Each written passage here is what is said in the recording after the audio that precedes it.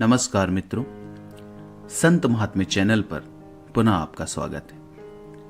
मित्रों, नाथ संप्रदाय के गुरु श्री दत्तात्रेय के जीवन चरित्र पर आधारित गुरु चरित्र की श्रृंखला आज से हम प्रारंभ करने जा रहे हैं। तो आज गुरु चरित्र का प्रथम अध्याय हम सुनेंगे। इसलिए मित्रों, आप सभी से पुनः निवेदन है कि यदि आपने हमारे इस चैनल को सब्सक्राइब नहीं किया तो कृपया हमारे इस चैनल को सब्सक्राइब कर लें और साथ ही साथ बेल आइकन को भी दबा दें ताकि भविष्य में हम जो भी वीडियोस को अपलोड करें उनके नोटिफिकेशंस आपको समय पर मिल जाएं। तो चलिए प्रारंभ करते हैं गुरु चरित्र का अध्याय प्रथम। श्री सरस्वती गंगाधर द्वारा रचित श्री गुरु चरित्र अत्यंत पावन ग्रंथ है। श्री गुरु चरित्र मुख्य रूप से श्री नृसिंह सरस्वती के जीवन एवं उनके चमत्कारों पर आधारित है। श्री दत्तात्रेय, श्रीपाद श्री वल्लभ एवं नृसिंह सरस्वती इन तीनों अवतारों के चरित्र एवं उनके चमत्कारों का अभूतपूर्व वर्णन हमें इस ग्रंथ में देखने को मिलता है। गुरु चरित्र के प्रारंभिक 9 अध्यायों में श्रीपाद श्री वल्लभ के अवतार कार्यों को वर्णित किया गया है एवं 10वें अध्याय में उनके निर्गुण अस्तित्व को वर्णित किया गया है। अध्याय 11 से लेकर अंतिम अध्याय तक श्री नृसिंह सरस्वती के अवतार कार्यों का वर्णन किया गया है। गुरु चरित्र के लेखक श्री सरस्वती गंगाधर एक श्रेष्ठ दत्तोपासक थे। सरस्वती गंगाधर श्री नृसिंह सरस्वती के मुख्य शिष्य सायन देव की 5वीं पीढ़ी के वंशज थे। श्री नृसिंह सरस्वती के अवतार कार्य समाप्त होने के पश्चात ईस्वी सन 1528 के आसपास गुरु चरित्र ग्रंथ अस्तित्व में आया। गुरु चरित्र ये एक पवित्र ग्रंथ है, अतः निर्मल एवं भक्ति भाव से इसका पारायण करने वाला व्यक्ति कई अद्वितीय अनुभूतियों का साक्षी बनता है। तो मित्रों, ये थी प्रस्तावना। अब प्रारंभ करते हैं अध्याय 1। किसी गांव में नामधारक नाम का एक साधक रहता था। वो नित्य अपने गुरु के द्वारा दिए गए मंत्र का जाप करता था। एक दिन उसके मन में श्री दत्त गुरु के दर्शन करने की तीव्र इच्छा उत्पन्न हुई, तो उस व्यक्ति ने गाणगापुर की ओर प्रस्थान किया। चलते चलते वो व्यक्ति लगातार श्री दत्त गुरु से याचना करते हुए चला जा रहा था। हे गुरुदेव, मैं आपका दास हूं। आप मेरी पीड़ा को भली भांति समझ सकते हैं, जिनके दर्शन मात्र से समस्त प्राणियों के दुख दूर हो जाते हैं। ऐसे महान श्री दत्त प्रभु, यदि आपने आज मुझे दर्शन नहीं दिए तो प्रभु आपकी महिमा कम हो जाएगी। आपके दर्शन हेतु मैं अत्यंत व्याकुल हो गया हूं। फिर भी यदि आप मेरी व्यथा को नहीं सुनेंगे तो मैं कहां जाऊंगा। वेदों में कहा जाता है कि आप त्रिमूर्ति हैं। कलियुग में आप नृसिंह सरस्वती के नाम से अवतार धारण करेंगे एवं अपनी लीलाओं से लोगों का कल्याण करेंगे। हे गुरुवर, वेदों की उस वाणी को आप मेरे लिए सत्य सिद्ध करके दिखाइए। आप तो ब्रह्मा, विष्णु और महेश के त्रिमूर्ति अवतार हैं। आप सर्वज्ञाता, त्रिलोकीनाथ, परम दयालु हैं।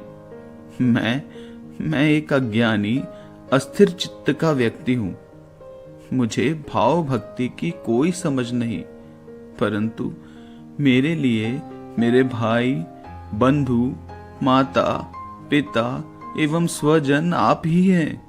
अतः कृपा करके अपने इस अबोध बालक को दर्शन दीजिए। प्रभु, आप तो सर्वज्ञ हैं, फिर भी मेरे मन के दुख और पीड़ा को आप क्यों नहीं समझ रहे। यदि आपकी यही रीत है कि लिए बिना आप देते नहीं, तो मैं निर्धन आपको क्या दे सकता हूं? कृपया ये बताइए गुरुवर। कुछ लेकर बदले में कुछ देना, ये तो व्यापार होता है ना गुरुदेव। फिर आप ऐसा क्यों कर रहे हैं? हे नरहरि, मुझ अभागे पर कृपा करना आपके लिए इतना सरल होने के बाद भी आप क्यों मेरी इतनी परीक्षा ले रहे हैं? मैं आपका बालक, आपका सेवक हूं। आप मुझ पर क्रोधित क्यों हैं भगवान? क्या आप मुझ पर सचमुच क्रोधित हैं भगवान? और यदि नहीं तो मेरे लिए इतनी कठोरता क्यों? मुझ पर कृपा करने हेतु इतना विलंब क्यों? तब नामधारक की व्याकुलता देखकर, जिस प्रकार एक गाय अपने बछड़े के पुकारने पर दौड़ कर आती है, वैसे ही गुरुवर दौड़कर नामधारक के पास आए। दत्त प्रभु के दर्शन पाकर नामधारक की व्याकुलता का अंत हुआ एवं उसके नेत्रों से प्रेम अश्रु प्रवाहित होने लगे। उसने गुरु के चरणों पर मस्तक रखकर गुरु की वंदना की। श्री गुरुदेव से भेंट कर उसका मन प्रफुल्लित हो गया एवं उसके हृदय में गुरुदेव की मूर्ति सदा के लिए स्थापित हो गई। तो मित्रों, श्री गुरु चरित्र का प्रथम अध्याय यहीं पर समाप्त होता है। हरि नाम का संकीर्तन करते हुए एक शिष्य मार्ग से होते हुए कहीं जा रहा था। अत्यधिक थकने के कारण विश्राम करने हेतु वो व्यक्ति एक वृक्ष के नीचे बैठ गया और उसे नींद आ गई। उसे स्वप्न में एक सिद्ध पुरुष दिखाई दिए जिन्होंने पीतांबर धारण किया हुआ था, संपूर्ण शरीर पर भस्म लगाई थी एवं व्याघ्र चर्म के आसन पर बैठे हुए थे। उन्होंने उस व्यक्ति के कपाल पर भस्म लगाया एवं उसे अभयदान दिया। अचानक उस व्यक्ति की नींद खुल गई। उसने उठते ही साथ अपने चारों ओर देखा, लेकिन उसे कोई भी दिखाई नहीं दिया। आश्चर्यचकित होते हुए वह पुनः अपने मार्ग पर आगे की ओर बढ़ गया। कुछ दूरी तय करने पर उसे वही स्वप्न वाले योगी के दर्शन हुए। वो दौड़कर उनके पास गया और उनके चरणों में वंदन करते हुए बोला, हे योगेश्वर, इस मूर्ख भक्त पर कृपा करने वाले स्वामी, आप कौन हैं? कहां से आए हैं एवं आपका निवास स्थान कौन सा है? तब उस योगी ने उत्तर दिया, मैं एक सिद्ध योगी हूं एवं गाणगापुर के श्री नृसिंह सरस्वती मेरे गुरु हैं। तब उस व्यक्ति ने कहा, हे योगीराज, मैं भी नित्य श्री गुरुदेव का ध्यान करता हूं, फिर भी मेरा जीवन इतना कष्टप्रद क्यों है? इस पर योगी बोले, हे वत्स, तुम गुरुदेव की निष्ठा से भक्ति करो, तुम्हें उनकी कृपा अवश्य प्राप्त होगी। पूर्व में ब्रह्मदेव ने श्री गुरु की महिमा कलयुग को सविस्तार बताई थी, वही मैं तुम्हें बताता हूं, ध्यान से सुनो। सृष्टि के आरंभ में नारायण ने अपने नाभि कमल से ब्रह्मदेव को उत्पन्न किया, उन्हें 4 वेद प्रदान किए एवं सृष्टि की उत्पत्ति करने का कार्य सौंपा। तत्पश्चात ब्रह्मदेव ने सृष्टि का निर्माण किया, जीवों की उत्पत्ति की। फिर उन्होंने काल को 4 भागों में विभक्त कर 4 युगों की उत्पत्ति की तथा उनका क्रम निश्चित किया।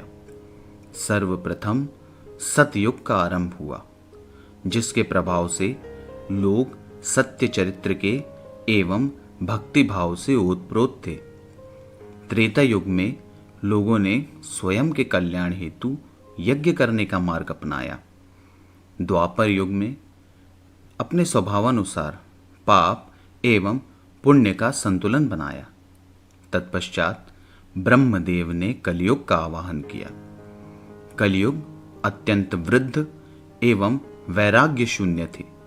वे अपने साथ कलह और द्वेष को लेकर आए थे।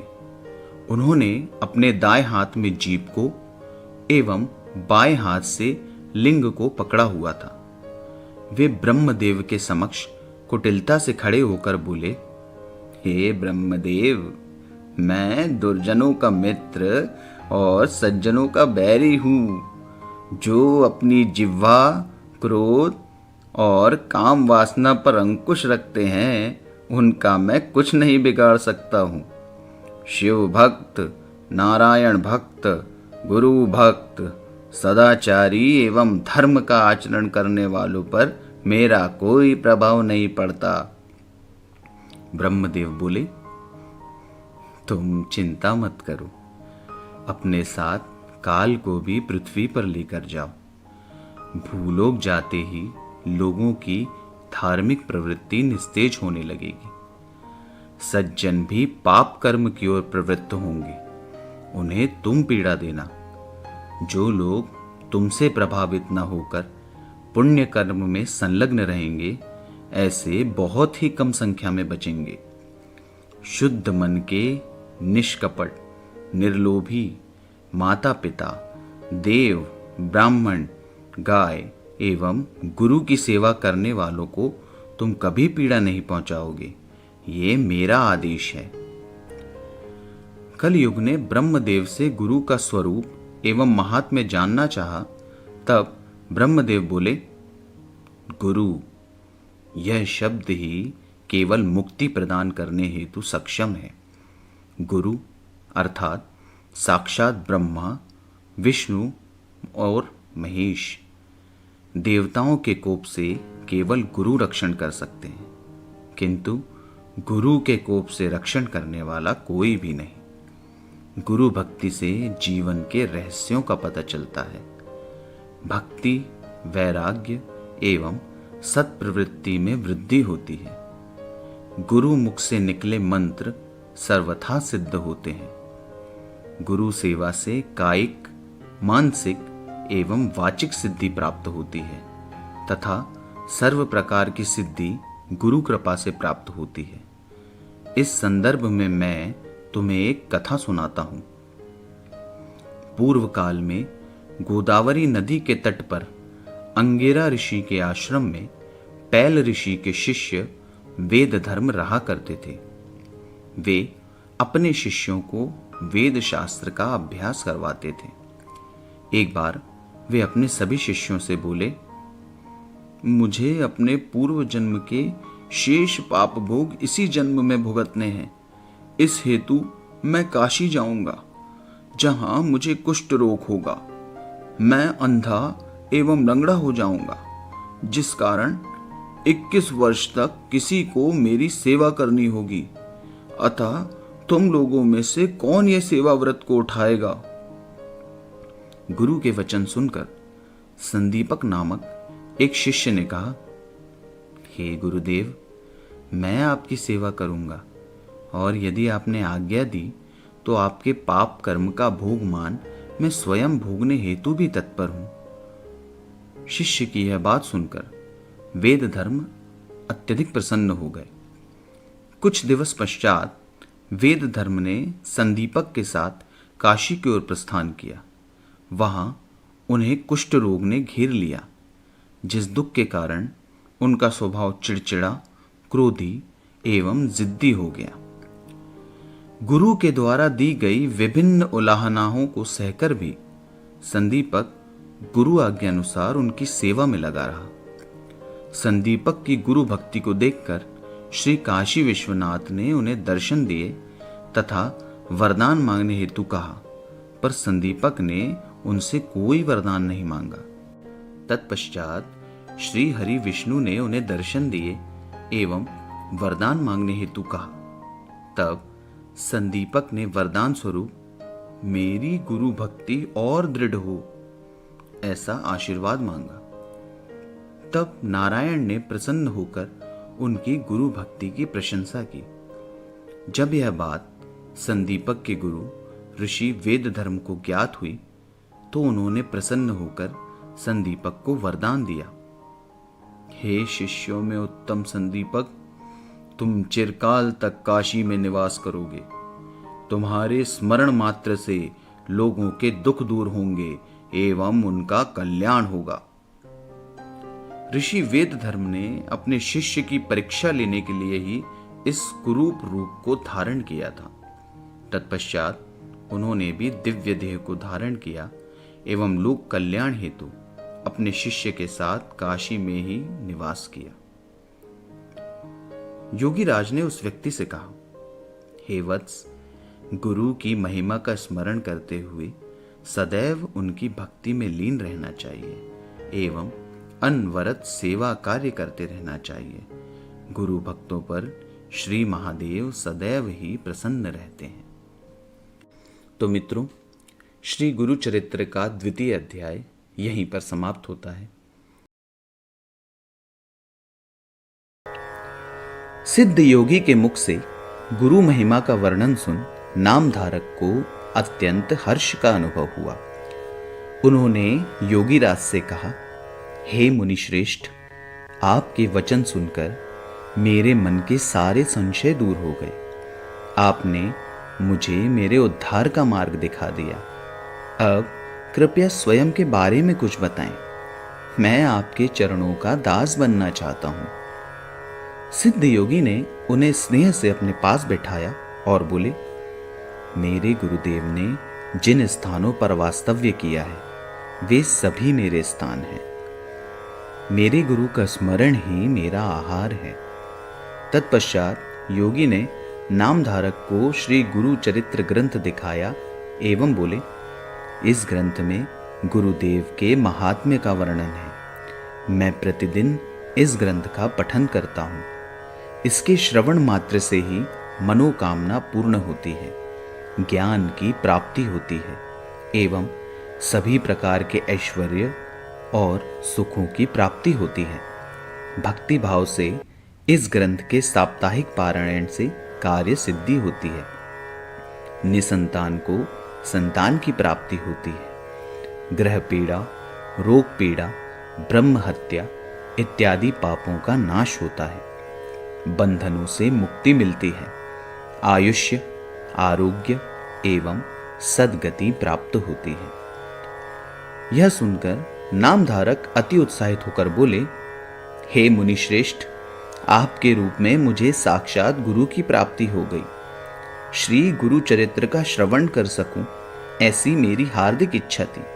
कृपया आप मेरी इच्छा पूर्ण करें।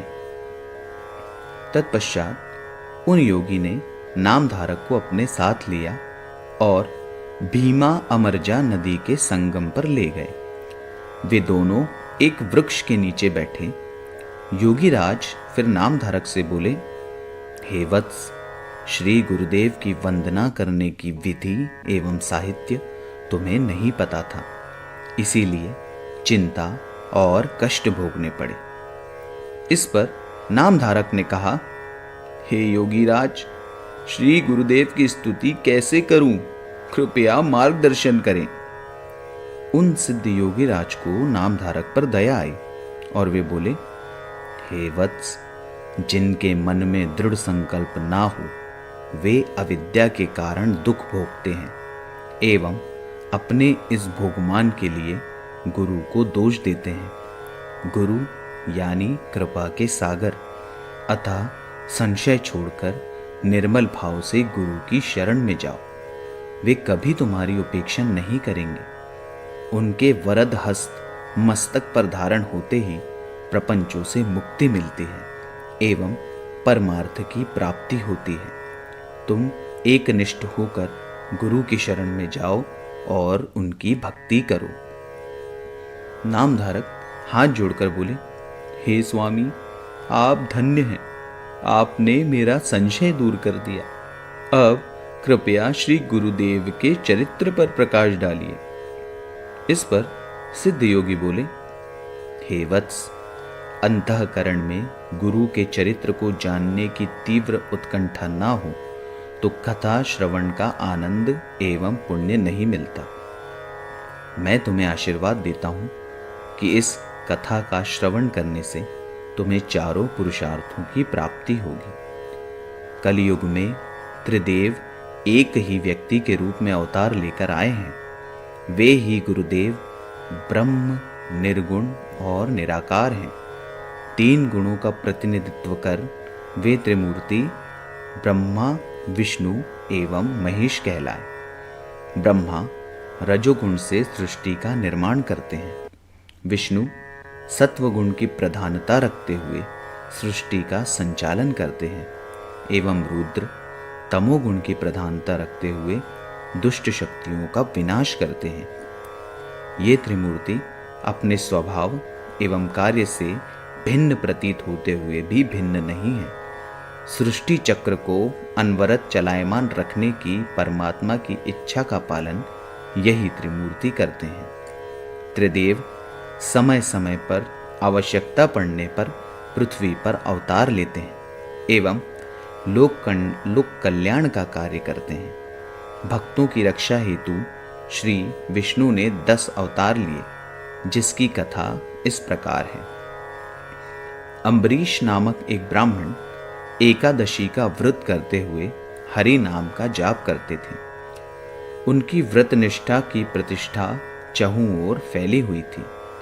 एकादशी का व्रत करने वाले 12वें दिन ही भोजन करते हैं। यदि भोजन के समय कोई अतिथि आ जाएं, तो पहले उन्हें भोजन कराकर फिर स्वयं भोजन ग्रहण करना है, ऐसा शास्त्रों में वर्णित है। एक बार दुर्वासा ऋषि ने अम्बरीश की परीक्षा लेने का निश्चय किया। उसका व्रत भंग करने के उद्देश्य से दुर्वासा ऋषि द्वादशी के दिन उसके घर पहुंच गए। उस दिन द्वादशी तिथि की अवधि बहुत कम थी एवं तिथि समाप्ति के भीतर ही भोजन किया जाना था। अम्बरीश ब्राह्मण ने दुर्वासा ऋषि का स्वागत किया। भोजन के पूर्व स्नान आदि से निवृत्त होने के लिए दुर्वासा ऋषि नदी की ओर प्रस्थान करने लगे। अम्बरीश ब्राह्मण ने तिथि के समाप्त होने की विवशता बताकर उन्हें शीघ्र लौटने हेतु निवेदन किया, किंतु तिथि की समाप्ति तक दुर्वासा ऋषि नहीं लौटे। इसीलिए विवश होकर केवल तीर्थ जल ग्रहण कर अम्बरीश ब्राह्मण ने अपने व्रत को पूर्ण किया।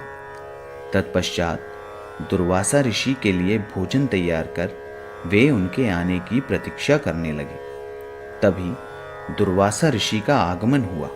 वे क्रोधित होकर अम्बरीश से बोले, हे दुरात्मा, अतिथि को भोजन कराए बिना तुमने भोजन ग्रहण कर लिया। तुम्हारे इस पाप और मेरे अपमान के लिए तुम्हें सभी योनियों में जन्म लेना होगा। ये मेरा श्राप है। ऋषि के श्राप से भयभीत होकर अम्बरीश रोने लगे। अपने भक्त की व्यथा को जानकर स्वयं भगवान विष्णु वहां प्रकट हुए एवं दुर्वासा ऋषि से बोले, हे ऋषिवर, आपने मेरे भक्त को अकारण ही श्राप दिया, किंतु अपने भक्त की रक्षा करना मेरा परम कर्तव्य है। अतः इस हेतु अपने भक्त का श्राप मैं स्वयं भोगूंगा। दुर्वासा ऋषि महाज्ञानी थे। भविष्य में दुर्जनों का संहार करने हेतु नारायण को पृथ्वी पर अवतार लेने हेतु बाध्य करने में इस श्राप की महत्वपूर्ण भूमिका होगी। यह सोचकर ऋषि दुर्वासा बोले, हे प्रभु, परोपकार हेतु श्राप भोगते हुए आप विभिन्न स्थानों एवं विभिन्न योनियों में 10 अवतार ग्रहण करें। तत्पश्चात नारायण ने मत्स्य, कूर्म, वराह, नरसिंह, वामन, परशुराम, राम, कृष्ण एवं बुद्ध इस क्रम से 9 अवतार लिए एवं कलयुग के अंतिम चरण में कल्कि नामक 10वां अवतार होगा। अब मैं तुम्हें दत्तावतार की कथा सुनाता हूं। तो मित्रों, श्री गुरु चरित्र का 3य अध्याय यहीं पर समाप्त होता है।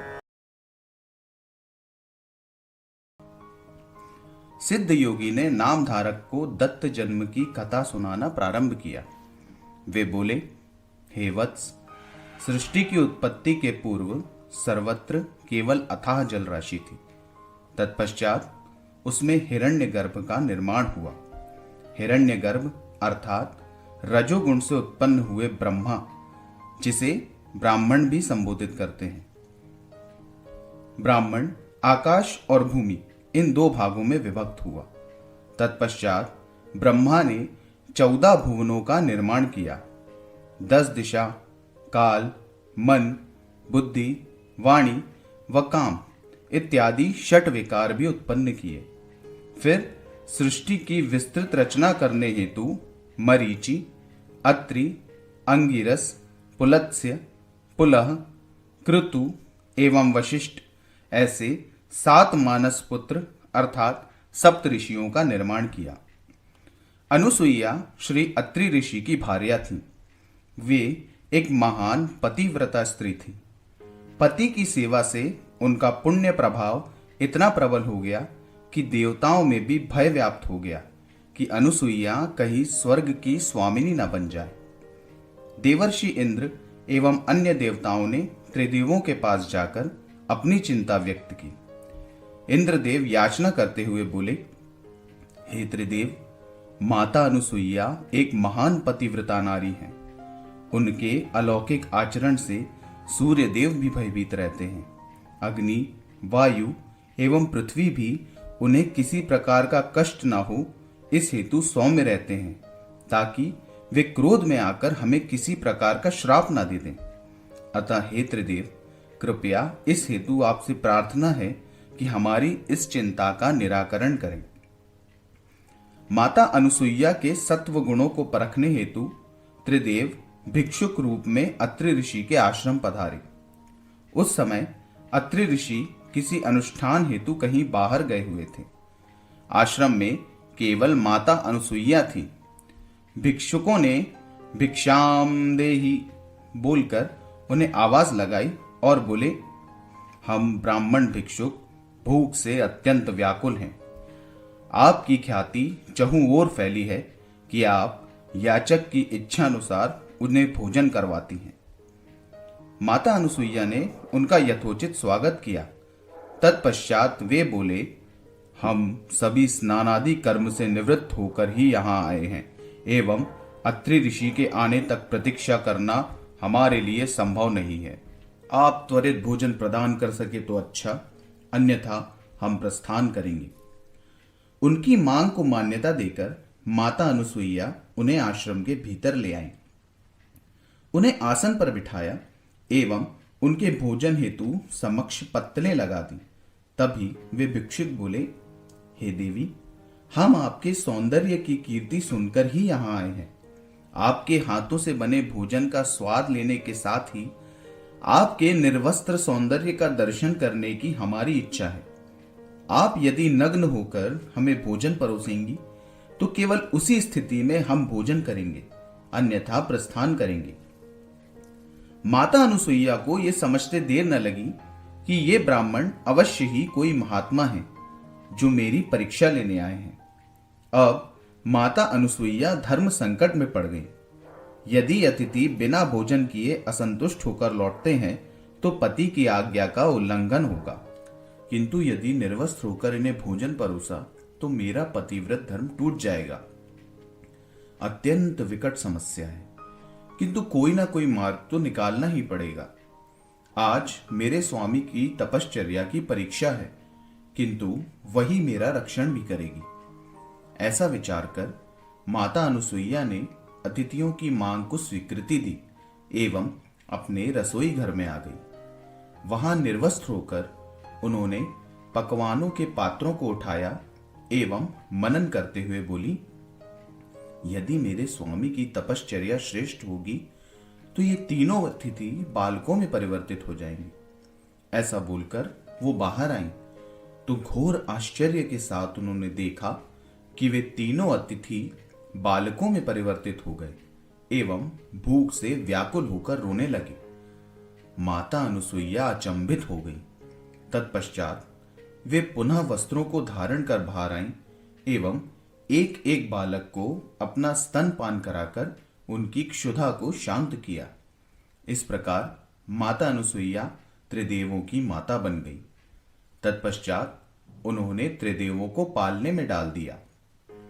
मध्याह्न के समय अत्रि ऋषि आश्रम में पधारे एवं पालने में विश्राम करते हुए बालकों को देखकर वे आश्चर्यचकित हो गए। माता अनुसुईया ने उन्हें सर्व वृत्तांत सुनाया। तत्पश्चात अत्रि ऋषि ने अपनी अंतर्दृष्टि से उन बालकों का वास्तविक स्वरूप जान लिया एवं बाल रूप में आए त्रिदेवों को प्रणाम कर उनका वंदन किया। तत्क्षण त्रिदेव अपने बालक रूप को त्याग कर वास्तविक रूप में आए। उन्होंने अत्रि ऋषि एवं माता अनुसुईया की प्रशंसा की तथा उन्हें वर मांगने हेतु कहा। अत्रि ऋषि ने माता अनुसुईया से चर्चा की एवं तत्पश्चात त्रिदेवों से बोले, हे त्रिदेव, अब यदि आपने बालक रूप में आकर माता पिता बनने का सौभाग्य दे ही दिया है तो कृपया आप हमारी संतानें बनकर हमारे ही साथ रहें। तब तथास्तु कहकर त्रिदेवों ने अपने लोकों की ओर प्रस्थान किया। अत्रि ऋषि और माता अनुसुईया ने तीनों बालकों का नामकरण किया। बाल रूपी ब्रह्मा का नाम चंद्र, विष्णु का नाम दत्त एवं महेश का नाम दुर्वासा रखा। कुछ समय पश्चात चंद्र एवं दुर्वासा अपनी माता के समक्ष गए। सर्वप्रथम दुर्वासा बोले, माते, मैं तपश्चर्या एवं तीर्थ यात्रा करने का इच्छुक हूं, अतः कृपया मुझे आज्ञा दें। तत्पश्चात चंद्र बोले, मैं तारों के बीच रहकर आपके चरणों के नित्य दर्शन करूंगा, शीतल चांदनी फैलाकर सबको सुख दूंगा, पृथ्वी के समस्त वनस्पतियों का पोषण करूंगा। विष्णु रूपी दत्त आपके साथ रहकर आपकी सेवा करेंगे। माता अनुसुईया ने उन्हें जाने की आज्ञा प्रदान की। विष्णु रूपी दत्त आश्रम में ही रहे। महादेव एवं ब्रह्मदेव ने श्री दत्त में अपने अपने दिव्य अंशों की स्थापना की।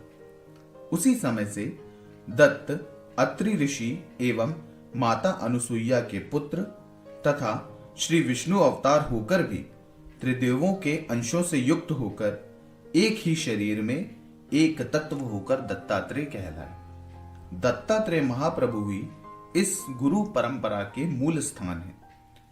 दत्त जन्म की अद्भुत कथा को सुनकर नामधारक ने स्वयं को धन्य अनुभव किया एवं बोला, हे योगेश्वर, कृपया अब मुझे दत्तात्रेय के अवतारों के संबंध में सविस्तार बताएं। तो मित्रों, श्री गुरु चरित्र का चतुर्थ अध्याय यहीं पर समाप्त होता है। नामधारक द्वारा जब दत्त गुरु के अवतारों को जानने की इच्छा व्यक्त की गई, तब सिद्ध योगी बोले, हे वत्स, कलियुग में लोग धर्म भ्रष्ट हो गए, अतः धर्म का उपदेश देने के लिए दत्त प्रभु ने भी अवतार धारण किए। पीठापुर में आपल राज नामक एक ब्राह्मण रहा करते थे। उनकी पत्नी सुमति धर्मशील व पतिव्रता महिला थी। वह स्त्री दत्त प्रभु की संपूर्ण मनोभाव एवं भक्ति से आराधना करती थी। एक बार अमावस्या को आपल राज के यहां पितृ श्राद्ध का कार्यक्रम था। श्राद्ध हेतु आमंत्रित ब्राह्मणों का भोजन प्रारंभ किया जाना था। तभी अतिथि रूप में दत्तात्रेय महाप्रभु उनके द्वार भिक्षा हेतु पधारे। सुमति ने ब्राह्मणों के भोजन के पूर्व ही भिक्षा दान कर दिया। सुमति की कर्तव्य परायणता को देखकर दत्त प्रभु अत्यंत प्रसन्न हुए एवं उन्होंने सुमति को अपने 3 मुख और 6 हाथों वाले मूल रूप के दर्शन देकर वर मांगने हेतु कहा। सुमति ने श्री दत्त प्रभु की स्तुति की और बोली, हे गुरुवर, आपने मुझे अतिथि रूप में भिक्षा मांगने हेतु जो माते कहकर संबोधित किया, आपकी वह वाणी सत्य हो। मुझे अनेक संतानों की प्राप्ति हुई, किंतु वे जन्म लेते ही मृत्यु को प्राप्त हो गई। जो 2 बालक जीवित बचे, उनमें से एक अंधा और दूसरा लंगड़ा है। ऐसे पुत्र होते हुए भी ना के बराबर हैं। मुझे आपके समान ही महाज्ञानी, जगत विख्यात देवों के समान एवं परम पुरुषार्थी पुत्र की कामना है। अतः हे गुरुवर, मेरी इस इच्छा को कृपया पूर्ण करें। दत्तात्रेय बोले, हे माते, तुम्हें अपेक्षित पुत्र की प्राप्ति होगी। वह महातपस्वी एवं महाकीर्तिवान होगा और तुम्हारे कुल का उद्धार करने वाला होगा। किंतु आप उसे केवल बालक न समझकर उसकी बातों को ध्यानपूर्वक समझें एवं पालन करें। यदि आप लोगों ने उसकी अवज्ञा की तो फिर वो आप लोगों के साथ नहीं रहेगा। सुमति को वरदान देकर दत्त प्रभु अदृश्य हो गए। यह बात जब उन्होंने अपने पति को बताई तो उन्हें भी बहुत आश्चर्य हुआ। वे बोले, दत्त प्रभु ने तुम्हें माते कहकर पुकारा, अतः वे ही बालक रूप में अवतार लेंगे। आज हमारी इतने वर्षों की तपस्या फलीभूत हुई है। दोनों दंपत्ति को अत्यंत हर्ष हुआ, किंतु सुमति के मन में असमंजस की स्थिति थी। वह अपने पति से प्रश्न करते हुए बोली, हे नाथ, आज मैंने श्राद्ध हेतु आमंत्रित ब्राह्मणों के भोजन पूर्व ही भिक्षा दान कर दिया। क्या मैंने कोई त्रुटि की? इस पर आपलराज बोले, सुमति, तुमने वही किया जो योग्य था। आज साक्षात दत्त प्रभु ने हमारे घर से भिक्षा ग्रहण की। उन्होंने तुम्हें दर्शन और वरदान दिया। आज हमारे सारे पितृगण कृतार्थ हो गए। वे अवश्य ही अब स्वर्ग को प्राप्त करेंगे। कुछ समय पश्चात सुमति ने गर्भ धारण किया। उन्होंने एक तेजस्वी पुत्र को जन्म दिया। ज्योतिषियों ने उस बालक की भविष्यवाणी करते हुए कहा, यह जातक महान तपस्वी होगा एवं विश्व का कल्याण करेगा। यह जातक जगत गुरु कहलाएगा एवं समस्त विश्व में इसकी कीर्ति व्याप्त होगी। ज्योतिषियों की भविष्यवाणी सुनकर आपलराज एवं सुमति को अत्यधिक आनंद की प्राप्ति हुई। उन्होंने अपने पुत्र का नाम श्रीपाद रखा। 7 वर्ष की आयु प्राप्त करते ही पिता ने श्रीपाद का उपनयन संस्कार किया। कुछ समय पश्चात श्रीपाद को चारों वेद कंठस्थ हो गए।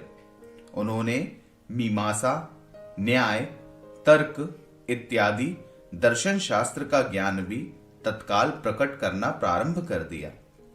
लोगों द्वारा उन्हें अवतारी महात्मा कहा जाने लगा। उन्होंने आचार, विचार, प्रायश्चित्त, कर्म, वेदों का मर्म एवं वेदांतों का रहस्य ऐसे अनेक विषयों का ज्ञान जन कल्याण हेतु देना प्रारंभ कर दिया।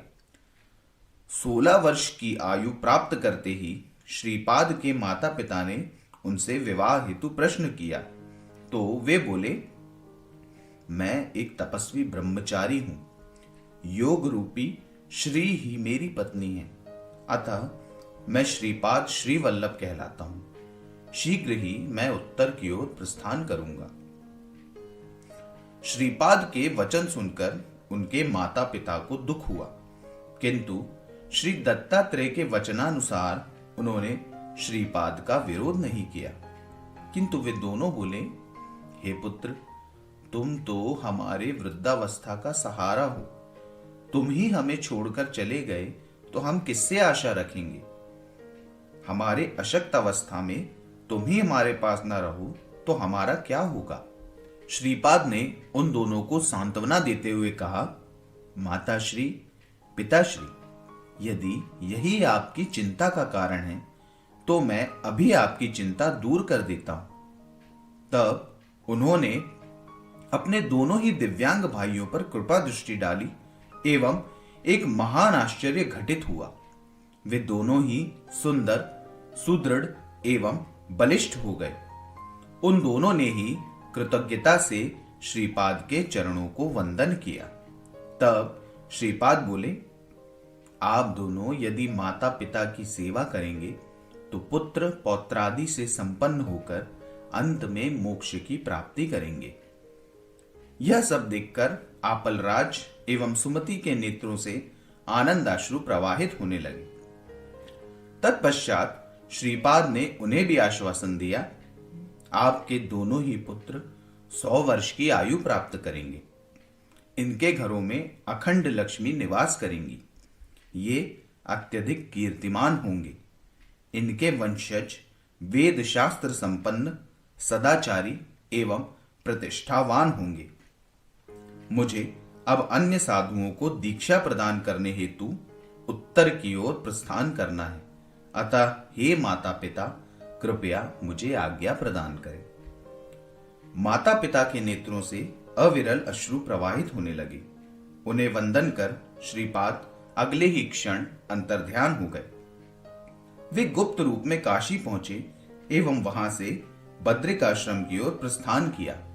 वहां उन्होंने नारायण से भेंट कर जन कल्याण हेतु अपने मनुष्य रूप धारण करने का प्रयोजन बताया।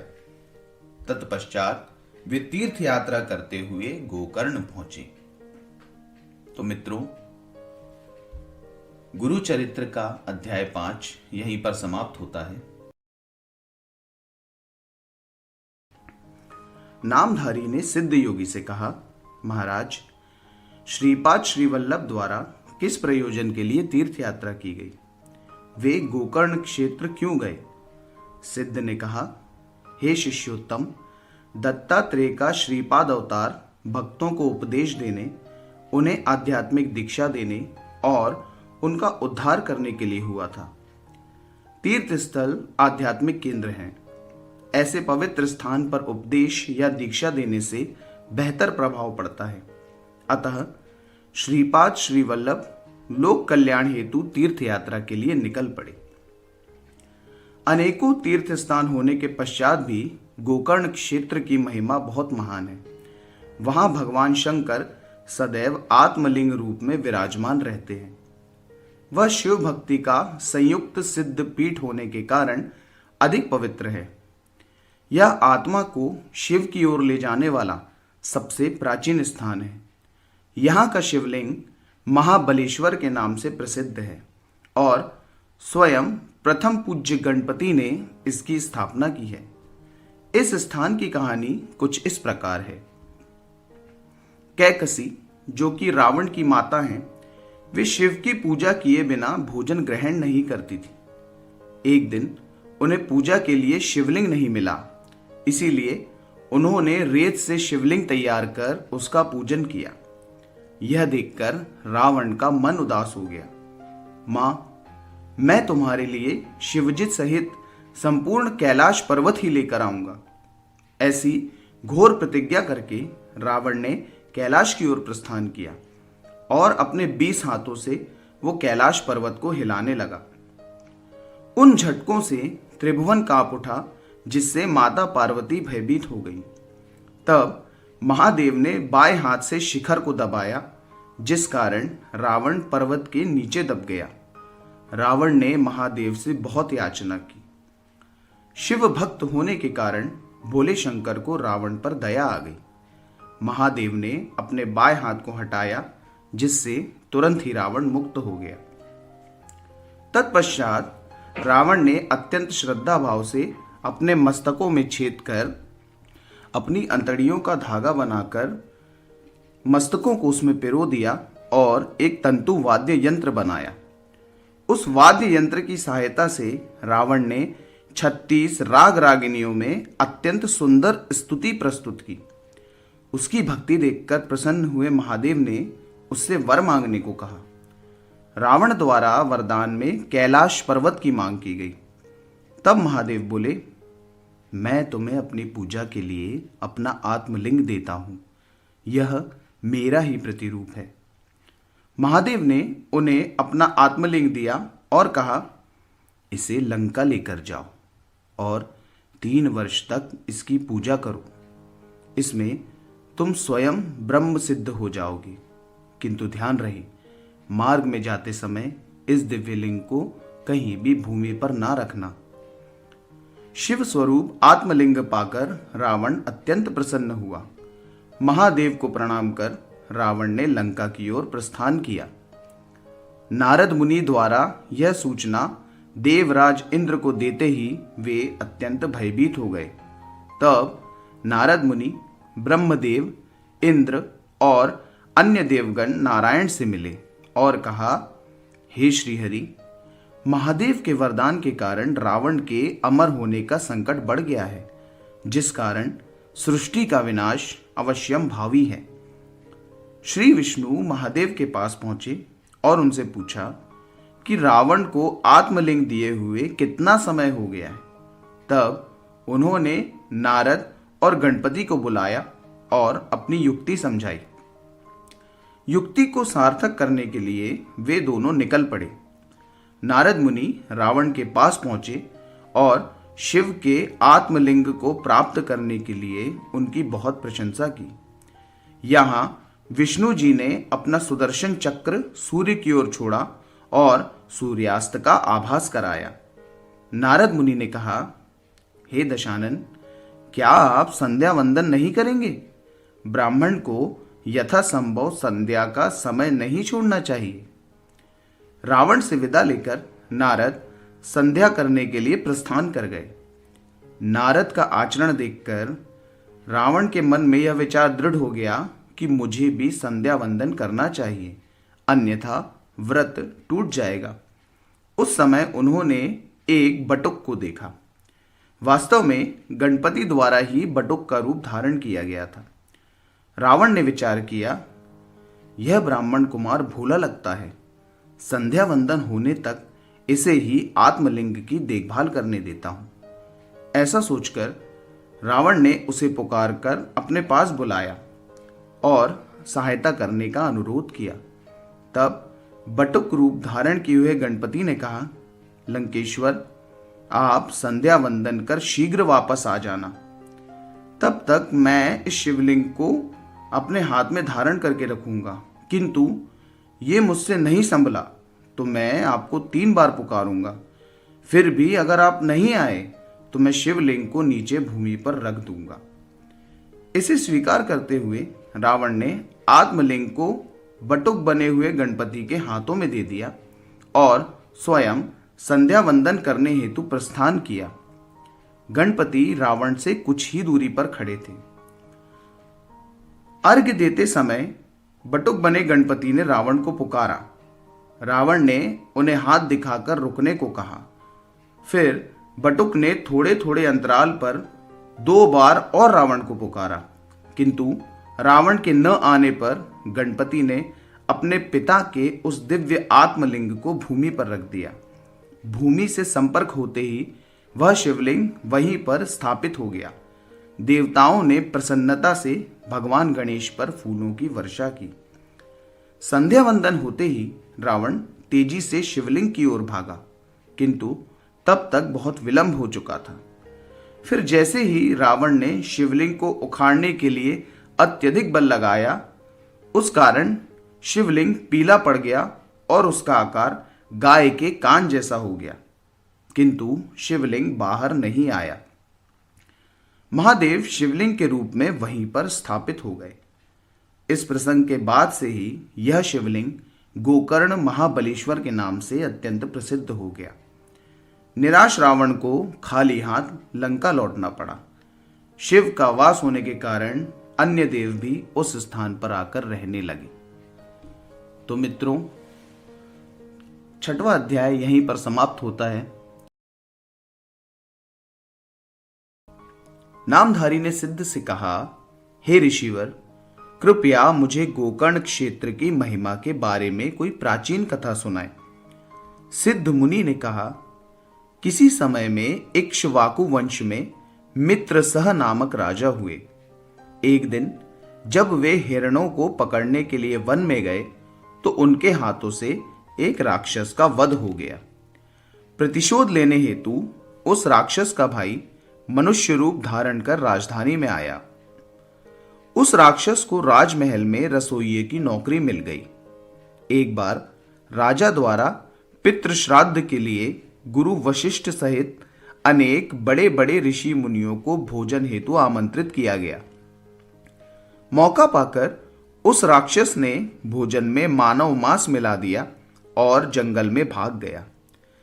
महागुरु वशिष्ठ ने अपनी अंतर्दृष्टि से यह जान लिया कि सब्जियों में मानव मांस मिलाया गया है। क्रोधित होकर गुरु वशिष्ठ ने राजा को ब्रह्म राक्षस होने का श्राप दे दिया। अपनी कोई भी त्रुटि न होने के कारण श्राप के प्रत्युत्तर में राजा ने भी हाथ में जल लेकर ऋषि वशिष्ठ को श्राप देने का प्रयास किया, किंतु उनकी रानी मदयंती ने उन्हें समझाकर ऐसा करने से रोक दिया। हतोत्साहित होकर राजा ने वह पाप युक्त जल अपने ही पैरों पर फेंक दिया। रानी ने गुरु वशिष्ठ के समक्ष समर्पण कर दिया, उनसे अपने पति को उच्च श्राप देने का अनुरोध किया। आपके पति 12 वर्षों के पश्चात पुनः अपने रूप को प्राप्त करेंगे, ऐसा कहकर गुरु वशिष्ठ ने वहां से प्रस्थान किया। वन में मित्र सह राजा ने ब्रह्म राक्षस का रूप धारण कर संचार करना शुरू कर दिया। ब्रह्म राक्षस बने राजा सदैव भूख प्यास से व्याकुल रहते थे और अपनी क्षुधा शांत करने हेतु जानवरों और मनुष्यों का भक्षण करते थे। एक दिन उन्होंने एक ब्राह्मण दंपत्ति को वन के मार्ग से गमन करते हुए देखा। उस ब्रह्म राक्षस ने ब्राह्मण पर आक्रमण कर उसका वध कर दिया। उस क्रूर कृत्य से क्रोधित होकर दुखी ब्राह्मणी ने उसे एक श्राप दे दिया। हे नराधम, तुम्हारे हाथों से ब्रह्म हत्या हुई है। तुम भले ही ऋषि वशिष्ठ के शाप से ब्रह्म राक्षस हो गए, किंतु 12 वर्ष की तपस्या के बाद जब तुम पुनः लौटोगे तब अपनी पत्नी के साथ समागम करते ही तुम्हारी मृत्यु हो जाएगी। ब्राह्मणी ने आक्रोश करते हुए अपने पति की अस्थियों को एकत्रित किया और चिता को अग्नि देकर स्वयं भी सती होकर अपना अस्तित्व समाप्त कर लिया। 12 वर्ष पश्चात राजा मित्र सह श्राप मुक्त होकर अपने घर लौटे। उन्हें सकुशल पूर्ववत देखकर रानी अत्यंत प्रसन्न हुई। राजा को ब्राह्मणी के श्राप का भय सता रहा था, इसलिए वे रानी से मिलना टाल रहे थे।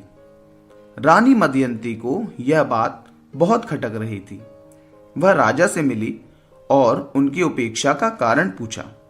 तब राजा ने रानी को ब्राह्मणी के द्वारा दिए गए श्राप की पूरी कहानी सुनाई। तब पति सुख से वंचित रानी अब संतान सुख भी प्राप्त न कर पाने के कारण उत्पन्न हुई निराशा से व्यथित होकर रोने लगी। तत्पश्चात राजा और रानी ने कई ऋषि मुनियों से चर्चा की और श्राप के निवारण का उपाय पूछा। उनके मार्गदर्शन के अनुसार अनेक पुण्य कार्य किए, किंतु ब्रह्म हत्या के पाप से उनकी मुक्ति नहीं हुई। तत्पश्चात राजा व्यथित होकर तीर्थ यात्रा पर निकल गए। मिथिला नगर के बाहर एक वन में उन्हें महान तपस्वी गौतम ऋषि के दर्शन लाभ हुए। गौतम ऋषि ने अंतर्दृष्टि से सारी स्थिति को समझ लिया एवं तब राजा ने उन्हें सारी घटना सविस्तार बताई और उनका उद्धार करने हेतु याचना की। गौतम ऋषि ने मित्र सह राजा को गोकर्ण क्षेत्र की महिमा के बारे में बताया और आगे कहा, राजन, एक बार मैं गोकर्ण यात्रा पर गया था। दोपहर को विश्राम के लिए जब मैं एक पेड़ के नीचे बैठा हुआ था, तभी मेरी दृष्टि एक वृद्ध, अंधी और कुष्ठ रोग से ग्रसित चांडाल स्त्री पर पड़ी। वह मरणासन्न अवस्था में थी। जैसे ही उसकी मृत्यु हुई, तत्क्षण ही शिवलोक से एक दिव्य विमान पृथ्वी पर आया, जिसमें से 4 तेजस्वी शिवदूत निकले। मैंने सहज ही उनके आने का अभिप्राय पूछा। तब उन्होंने बताया कि वे चांडालिनी को शिवलोक ले जाने हेतु आए थे। मैंने उनसे प्रश्न किया कि इस चांडाल स्त्री को ऐसी सद्गति कैसे प्राप्त हुई। इस पर शिवदूत बोले, हे मुनिश्रेष्ठ, यह महिला जन्म से एक ब्राह्मण पुत्री थी। इसका नाम सौदामिनी था। समय से पूर्व ही वैधव्य प्राप्त होने के कारण शारीरिक संतुष्टि हेतु यह स्त्री व्यभिचार में लिप्त हो गई। जब परिवार वालों ने इससे संबंध समाप्त कर लिए, तब इस स्त्री ने एक अमीर शूद्र युवक से विवाह कर लिया। इसने एक पुत्र को भी जन्म दिया और साथ ही मांस मदिरा का सेवन भी आरंभ कर दिया। एक बार मदिरा के प्रभाव में इसने बकरे की जगह गाय के बछड़े को काट दिया तथा उसके मांस को पकाकर संपूर्ण परिवार को उसका सेवन करवाया।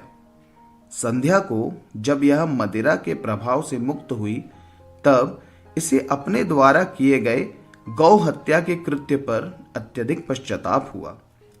मृत्यु के पश्चात यमदूतों द्वारा इसे नरक में भयानक यातनाएं दी गईं। तत्पश्चात इसका जन्म एक चांडाल स्त्री के रूप में हुआ। यह जन्म से ही अंधी और कुरूप थी। माता पिता की मृत्यु के पश्चात यह अनाथ हो गई। कुष्ठ रोग से ग्रसित होने के कारण इसकी स्थिति अत्यंत दयनीय हो गई। यह भिक्षा मांगकर अपना जीवन यापन करने लगी। एक बार महाशिवरात्रि के पावन अवसर पर अन्य भिक्षुकों के साथ यह स्त्री गोकर्ण आ गई और अन्य लोगों की तरह अनजाने में ही इस स्त्री द्वारा महादेव का व्रत, पूजन, शिव कीर्तन, श्रवण और जागरण हो गया। महाशिवरात्रि के अवसर पर गोकर्ण क्षेत्र में इनके द्वारा किए गए पवित्र कर्मों के कारण इनके पिछले जन्म के सभी पाप नष्ट हो गए। भगवान महादेव इनसे अत्यंत प्रसन्न हैं और उन्हीं के आदेश पर हम इन्हें शिवलोक ले जाने आए हैं।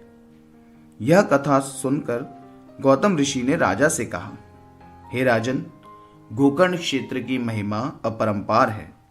आप भी वहां जाएं, आपके सारे पाप नष्ट हो जाएंगे एवं ब्राह्मणी के श्राप का भी निराकरण हो जाएगा। गौतम ऋषि की आज्ञानुसार राजा मित्रसह ने गोकर्ण क्षेत्र की ओर प्रस्थान किया। वहां उन्होंने भक्तिपूर्वक शिव की आराधना की, जिस कारण उन्हें ब्रह्म हत्या और सती के श्राप से मुक्ति मिली। शिव की कृपा से उनका कल्याण हो गया। हे नामधारक, गोकर्ण क्षेत्र अत्यंत पावन और महान होने के कारण ही श्रीपाद ने गोकर्ण में वास्तव्य किया। तो मित्रों, यहीं पर हमारा अध्याय 7 समाप्त होता है। सिद्ध मुनि ने नामधारक के प्रश्न का उत्तर देते हुए कहा, हे वत्स, मैं तुम्हें श्री गुरु श्रीपाद श्री वल्लभ के कार्यों को बताता हूं। सुनो। श्रीपाद यति 3 वर्षों तक गोकर्ण में गुप्त रूप से रहे। फिर वे 4 माह तक श्री शैल पर्वत पर रहे। तब वे कृष्णा और गोदावरी के संगम पर स्थित कुरवपुर गांव गए। वे अपने कार्यों के कारण उस गांव में अत्यधिक प्रसिद्ध हो गए। उस गांव में एक वैदिक विद्वान ब्राह्मण रहा करते थे, जिनकी भार्या का नाम अंबिका था। उन्हें संतान सुख की प्राप्ति नहीं थी।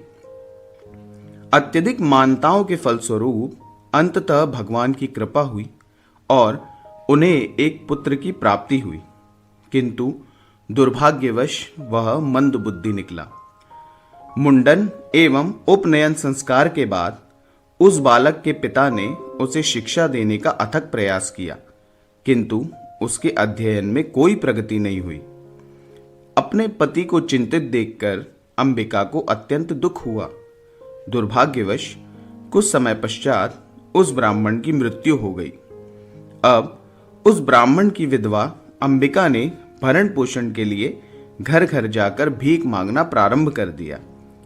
एक ब्राह्मण की पत्नी को उस दयनीय स्थिति में देखकर लोग अत्यंत दुखी होते थे। चूंकि उसका मंद बुद्धि बालक कोई काम नहीं करता था, अतः वे लोग उसकी अत्यधिक निंदा करते थे।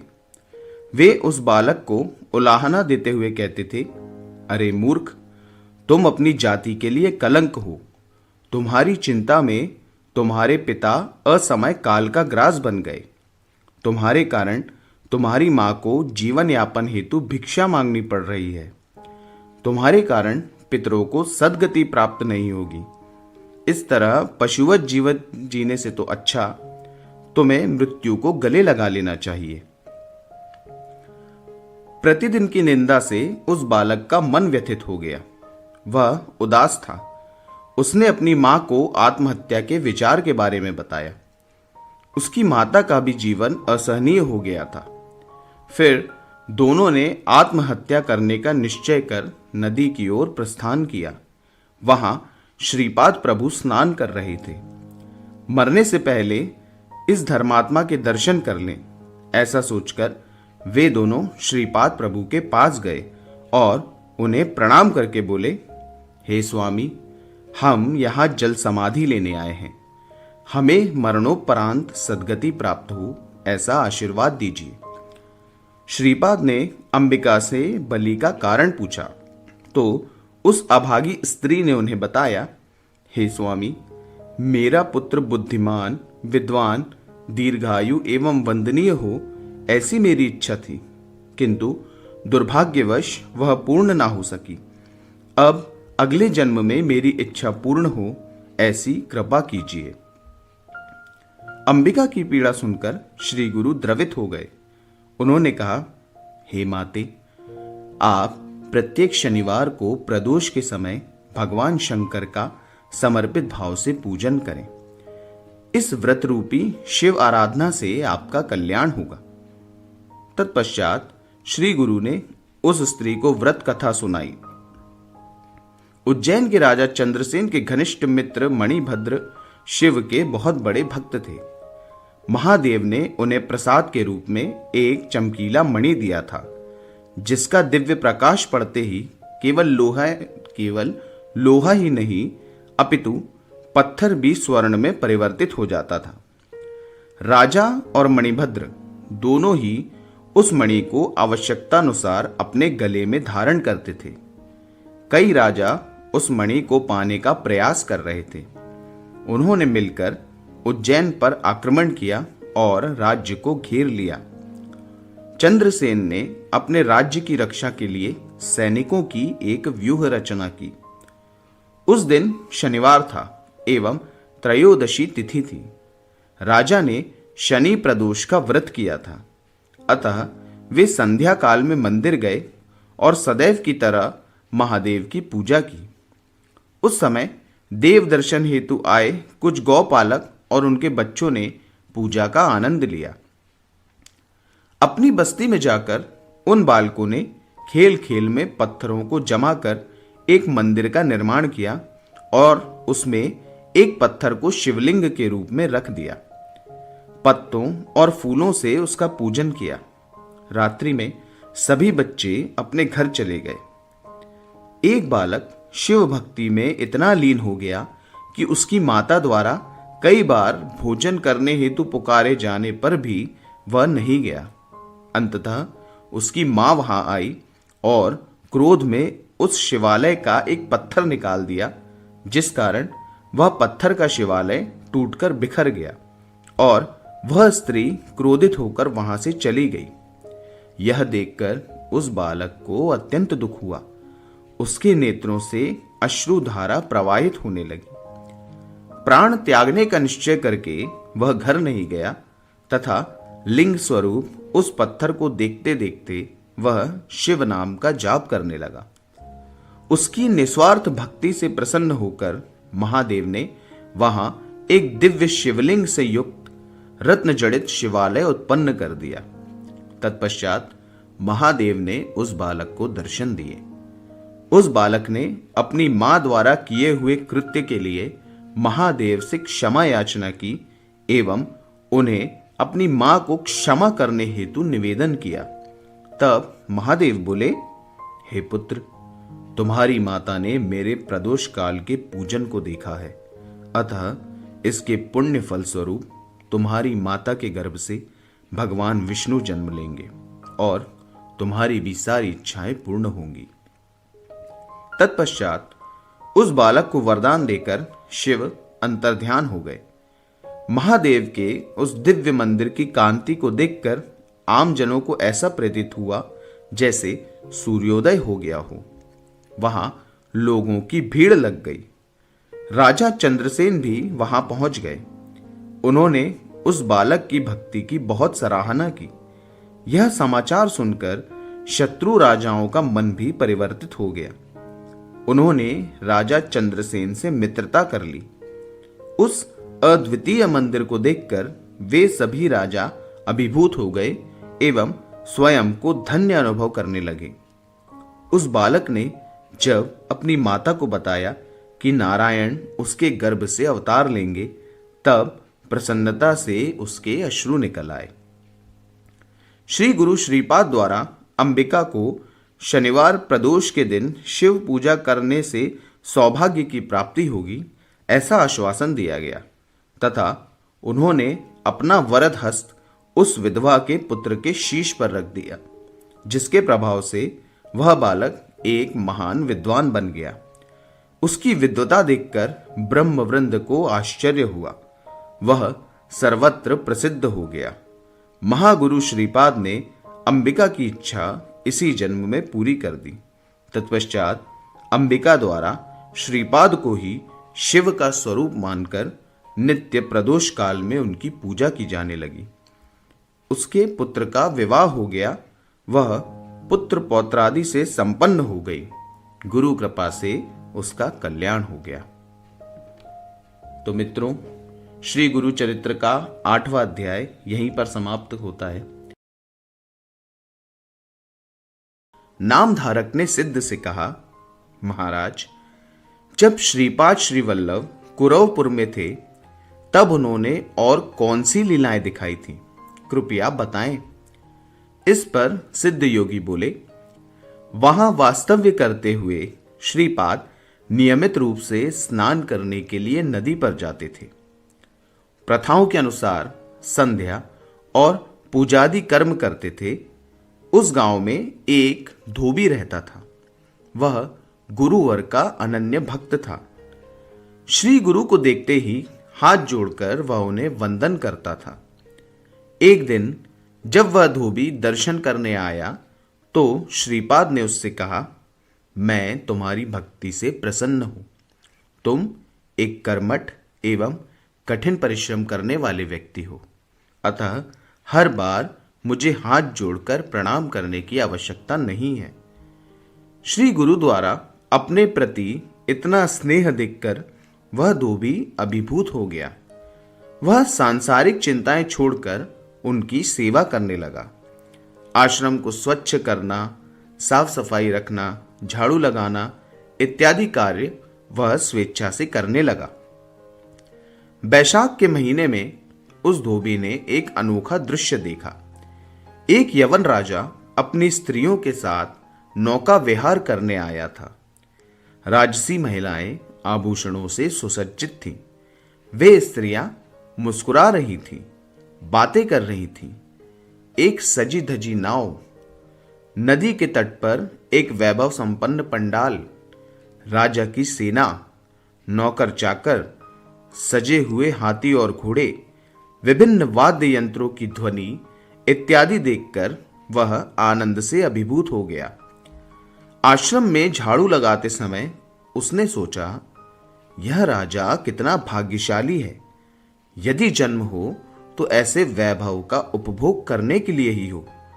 इस राजा ने पिछले जन्म में किस देवता या गुरु की पूजा की होगी, जिस कारण इस जन्म में राजा को ऐसा सुख मिला। किंतु हमारी नियति में तो केवल कष्ट ही लिखे हैं। हमारा तो संपूर्ण जीवन ही व्यर्थ है। तब श्री गुरु ने उसका रहस्य जानकर कहा, वत्स, तुम्हारे मन में क्या विचार चल रहा है? तब उसने कहा, हे स्वामी, इस राजा का वैभव और ऐश्वर्य देखकर मुझे इससे ईर्ष्या होने लगी है। मेरी नियति में ये सुख नहीं है, इसीलिए मैंने खेद का अनुभव किया। किंतु ऐसा विचार करना उचित नहीं है। आपके चरणों की सेवा करना ही मेरा परम सौभाग्य है। इस पर श्री गुरु ने कहा, वत्स, जन्म से ही तुम कठिन परिश्रम कर रहे हो। सांसारिक सुख के अनुभव से तुम वंचित रहे हो। ऐसे में तुम्हारे हृदय में भोग विलास की इच्छा उठना स्वाभाविक है। तुम्हारी इच्छा अवश्य पूरी होनी चाहिए, अन्यथा मोक्ष की प्राप्ति में बाधा आएगी। अतः मैं तुम्हें वरदान देता हूं, अगले जन्म में तुम यवन जाति में जन्म लोगे और बेदार के राजा बनोगे। तुम्हें उत्तम राजभोग और समस्त ऐश्वर्य की प्राप्ति होगी। तब उस धोबी ने कहा, किंतु गुरुवर, उस जन्म में भी मुझे आपके चरणों में ही रहना है। इस पर श्री गुरु ने कहा, तुम मेरे परम भक्त हो, मैं तुम्हें स्वयं से दूर कैसे कर सकता हूं। तुम्हारी वृद्धावस्था में मैं नृसिंह सरस्वती के अवतार में तुमसे मिलूंगा एवं तुम्हारे पिछले जन्म का ज्ञान देकर इस जन्म में संकेत दूंगा। यदि तुम इसी जीवन में उन राजसी सुखों का उपभोग करना चाहते हो तो बताओ। इस पर धोबी ने कहा, इस बुढ़ापे में उन सुखों का मैं क्या उपभोग करूंगा, अतः मैं अगले जन्म में युवावस्था में ही इन सुखों का उपभोग करने का आकांक्षी हूं। अतः श्री गुरु ने तथास्तु कहकर उन्हें विदा किया। घर जाने के पश्चात उस धोबी की मृत्यु हो गई। कालांतर में उनका जन्म बेदार के राजवंश में हुआ। अब ये कथा मैं तुम्हें बाद में विस्तार से बताऊंगा। धोबी की कथा सुनाने के पश्चात सिद्ध योगी ने कहा, हे नामधारक, श्रीपाद के वास्तव्य से कुरवपुर पवित्र हो गया। उस गुरुपीठ की महिमा बहुत महान है। अवतार कार्य पूरा होते ही श्री गुरु अश्विन माह की द्वादशी तिथि को मृग नक्षत्र में गंगा में अंतर्ध्यान हो गए। यद्यपि वे लौकिक रूप से लुप्त हो गए हैं, फिर भी सूक्ष्म रूप में वे अभी भी वहां उपस्थित हैं। उनका कार्य अखंड रूप से चल रहा है। आस्थावान भक्तों को आज भी उनकी उपस्थिति का अनुभव होता है। श्री गुरु की कृपा से उन्हें उनके कार्यों में सिद्धि प्राप्त होती है। तो मित्रों, श्री गुरु चरित्र का 9वां अध्याय यहीं पर समाप्त होता है। नामधारक ने सिद्ध योगी से कहा, महाराज, जैसा आपने बताया कि महागुरु श्रीपाद श्री वल्लभ ने सूक्ष्म रूप में कुरवपुर में वास्तव्य किया था, तो उनका अर्थात दत्तात्रेय का अगला अवतार कौन सा हुआ? सिद्ध योगी बोले, श्री गुरु की महिमा अपरंपार है। उनकी लीला की कोई सीमा नहीं है। वे लोक कल्याण के कार्य हेतु अनंत रूप धारण कर सकते हैं। भगवान विष्णु क्षीर सागर में निवास करते हैं, लेकिन तुम यह भी जानते हो कि उन्होंने भक्तों के उद्धार के लिए पृथ्वी पर कई अवतार धारण किए हैं। यह सर्वमान्य है कि सृष्टि चक्र को निर्बाध रूप से चलाने वाले एकमात्र अद्वितीय परब्रह्म ने त्रिरूप धारण किए। इस सत्य को समझना आम जन के लिए सरल नहीं है। अतः श्रीपाद यति कुरवपुर में गुप्त रूप में उपस्थित थे, किंतु उन्होंने योग बल से समय समय पर विविध अवतार भी धारण किए। गुरु भक्ति कभी व्यर्थ नहीं जाती। जो व्यक्ति स्नेह भाव से श्री गुरु की सेवा करते हैं, उन पर दृढ़ विश्वास रखते हैं, ऐसे भक्तों को श्री गुरु सदैव स्मरण रखते हैं, उनकी चिंता करते हैं। इस संदर्भ में मैं तुम्हें एक कहानी सुनाता हूं, जिससे तुम्हें श्री गुरु का अपने भक्तों के प्रति वात्सल्य एवं उनके कार्यों के प्रति व्यग्रता से प्रकट होने पर तुम्हारा विश्वास स्थापित हो जाएगा। वल्लभेश नामक एक कश्यप गोत्री ब्राह्मण थे। वे अत्यंत विनम्र और सदाचारी थे। जीवन यापन हेतु वे व्यापार करते थे। वे श्रीपाद श्री वल्लभ के अनन्य भक्त थे। वे प्रतिवर्ष उनके दर्शन के लिए कुरवपुर जाते थे। एक बार वे व्यापार के लिए निकले। उन्होंने मानसिक रूप से संकल्प किया था कि यदि इस खेप से उन्हें अच्छा लाभ हुआ तो वे गुरु स्थान में जाकर 1000 ब्राह्मणों को भोजन कराएंगे। रास्ते में वे श्री गुरु श्रीपाद का ही ध्यान कर रहे थे। श्री गुरु की कृपा से उनके सामान की खूब बिक्री हुई एवं अपेक्षा से अधिक लाभ भी मिला। कमाए हुए धन को लेकर उन्होंने कुरवपुर की ओर प्रस्थान किया। मार्ग में कुछ चोरों ने उन्हें लूटने का निश्चय किया। हम श्रीपाद श्री वल्लभ के दर्शन हेतु कुरवपुर जा रहे हैं, यह कहकर वे चोर भी उस ब्राह्मण के साथ चलने लगे। रात्रि में उन्होंने एक सुनसान जगह देखकर उस ब्राह्मण को मार डाला और उसका सारा धन लूट लिया। उसी समय श्री गुरु श्रीपाद एक अत्यंत भीमकाय साधु के रूप में वहां प्रकट हुए। वे साधु रुद्राक्षधारी, भस्मधारी, जटाधारी और तीक्ष्ण त्रिशूलधारी थे तथा उनके नेत्रों से ज्वाला रूपी क्रोध प्रकट हो रहा था। उस रौद्र रूप को देखकर वे चोर भयभीत हो गए। श्री गुरु ने अपने त्रिशूल से उन चोरों का वध कर दिया। एक बचा हुआ चोर उनके चरणों में गिर पड़ा और क्षमा याचना करते हुए बोला, हे महाबली, मुझे मत मारिए, मैं निर्दोष हूं। मैंने इस ब्राह्मण को नहीं मारा। मेरे साथी इसे मार डालेंगे इसकी मुझे कल्पना भी नहीं थी। मैं इसके प्राणों की रक्षा न कर पाने हेतु आपसे क्षमा प्रार्थी हूं। श्री गुरु ने उसकी सत्यता को जान लिया एवं उसे क्षमा कर दिया। उन्होंने उसके हाथ में विभूति देते हुए कहा, इस विभूति को इस ब्राह्मण पर डाल दो। उस चोर द्वारा ब्राह्मण की गर्दन को धड़ पर रखा गया और उस विभूति को उस पर छिड़क दिया गया। तत्क्षण ही एक आश्चर्यजनक घटना घटी। वह गुरु भक्त ब्राह्मण तत्क्षण ही जीवित होकर बैठ गया। महागुरु श्रीपाद पूर्णतः अदृश्य हो गए। जीवित हुए वल्लभेश ब्राह्मण ने उस चोर से प्रश्न किया, तुमने मुझे इस प्रकार क्यों पकड़ा हुआ है और ये सब लोग कैसे मारे गए? उस चोर ने सर्वघटित वृत्तांत सुनाते हुए कहा, महादेव की तरह एक तेजस्वी साधु यहां आए थे। इन चोरों द्वारा तुम्हें मारकर तुम्हारा धन चुरा लेने के कारण उस साधु ने इन्हें मार डाला।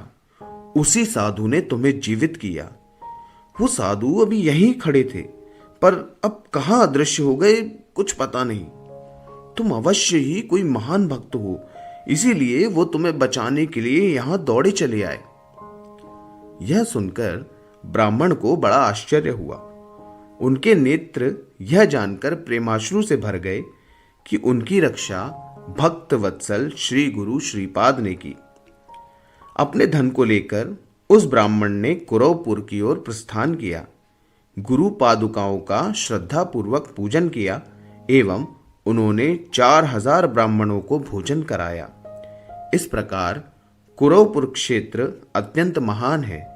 श्री गुरु श्रीपाद वहां अदृश्य रूप में निरंतर निवास करते हैं।